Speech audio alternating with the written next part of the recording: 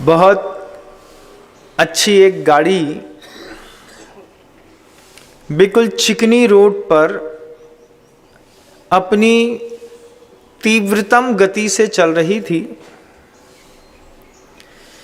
चलते चलते चलते, जैसे आप आगरा और दिल्ली का एक्सप्रेस हाईवे एक्सप्रेस है उसमें आप चल रहे हैं, बढ़िया गाड़ी है, जैगवार मान लीजिए, BMW ले लीजिए, कोई और ले लीजिए, पेट का पानी नहीं हिलता। चलते चलते चलते अचानक एक चक्का फूट गया। एक चक्का फूटा और गाड़ी पूरी की पूरी गाड़ी लड़खड़ा करके, स्पीड में तो थी ही, किसी भी डिवाइडर से या पेड़ से या किसी और चीज़ से टकराई और अंदर सब चकनाचूर हो गया।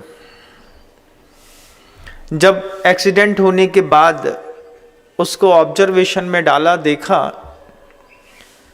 तो बहुत थोड़ी सी मिस्टेक सामने आई कि दो चक्के के बीच में एक अलाइनमेंट होता है।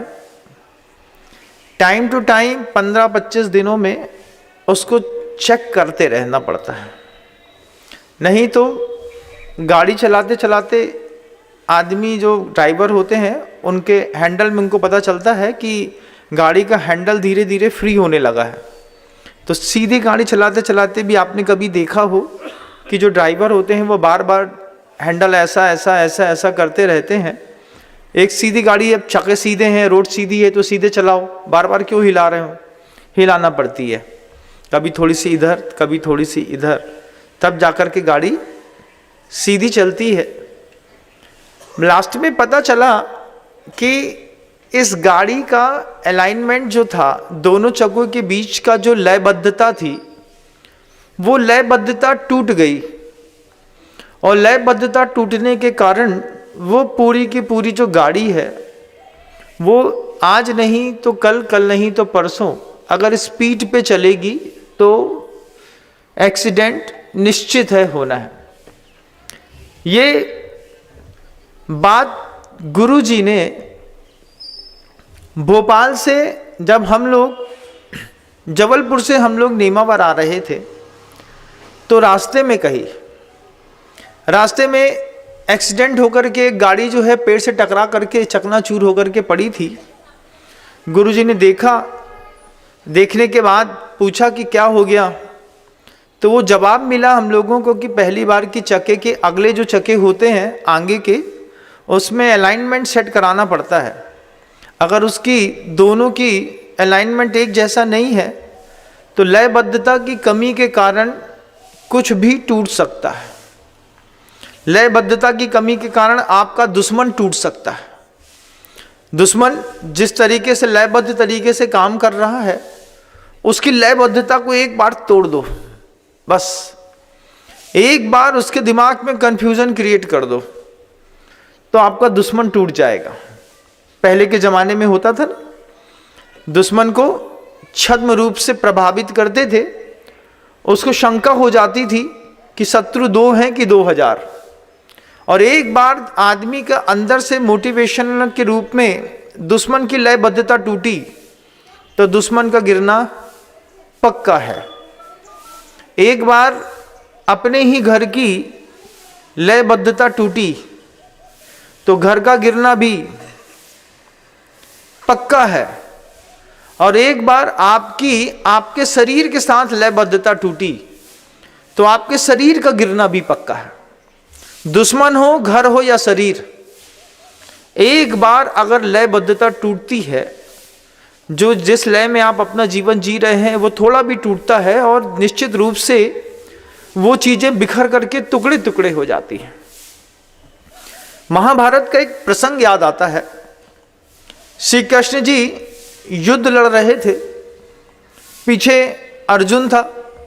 उनके तो कसम थी कि हम इस पूरे युद्ध में एक भी शस्त्र नहीं उठाएंगे, और लगातार कृष्ण जी एक चीज देखते थे कि जितने और रथी हैं उन सारे के सारे रथियों के घोड़े 1-1.5 घंटे चलते थे, 1.5 घंटे 1 घंटे चलते और घायल हो जाते। घायल होने के बाद रथ में से घोड़े अलग करके नए घोड़े लगाने पड़ते, फिर आगे का युद्ध लड़ते, फिर नए घोड़े लगाने पड़ते, फिर आगे का युद्ध लड़ते। धीरे धीरे बार बार सब कोई सब देख रहे थे कि हर रथ का घोड़ा बदलना पड़ता है, लेकिन कृष्ण जी के रथ का घोड़ा नहीं बदलना पड़ता। घाव तो घोड़े को भी लगते हैं, लेकिन कृष्ण जी के रथ का जब घोड़ा नहीं बदलना पड़ता है, ये चीज सब देख रहे थे। तो शाम के समय कृष्ण से पूछते हैं कि कृष्ण, हम सबके घोड़े घायल होते हैं, हम सबके घोड़े घायल होने के बाद दोबारा काम करने के लायक नहीं होते, तो हमको बीच युद्ध में अपने रथ का घोड़ा बदलना पड़ता है, आपको अपने रथ के घोड़े क्यों नहीं बदलने पड़ते? कृष्ण जी बड़ी अच्छी बात कहते हैं कि युद्ध में घायल घोड़े को जब आप अस्तबल में भेजते हैं, उस वक्त आपके घोड़े को कौन संभालता है?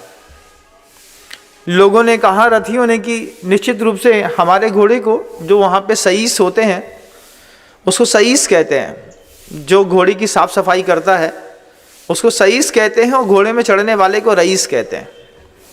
ये दोनों चीज़ें दिमाग में रखिएगा कि घोड़े की जो साफ सफाई करता है, घुड़साल की साफ सफाई करता है, घोड़े को मेंटेन करता है, उसको सईस कहा जाता है, और जो उसके ऊपर चढ़ कर के घुड़सवारी करता है उसको रईस कहते हैं। तो सबने कहा कि हम सबके घोड़ों को सईस संभालता है। फिर अर्जुन बोलते हैं, बस यही फर्क है कि आपके घोड़ों को सईस संभालता है और कृष्ण जी के घोड़ों को कृष्ण जी खुद संभालते हैं। जब आप अपने घर के घोड़ों को खुद संभालते हैं तो घोड़े का डेडिकेशन आपके लिए उतना परफेक्शन वाला होता है कि घाव लगने के बाद भी हमको हमारे मालिक का साथ नहीं छोड़ना है। दिन भर घाव लगा घोड़ों के शरीर पर, शाम को उस लगे हुए घाव में मलहम फेरना, लगाना, घाव को भरना, हल्दी भरना, उसमें पुलटिस इत्यादि के माध्यम से उस घाव को सुखाने के लिए कृष्ण जी अपने घोड़े के लिए स्वयं समय देते थे। समय देने का ये परिणाम निकलता है कि घोड़े युद्ध में कभी भी फेल नहीं हुए। आपके घर के अंदर भी आपने कुछ घोड़े पाल करके रखे होंगे।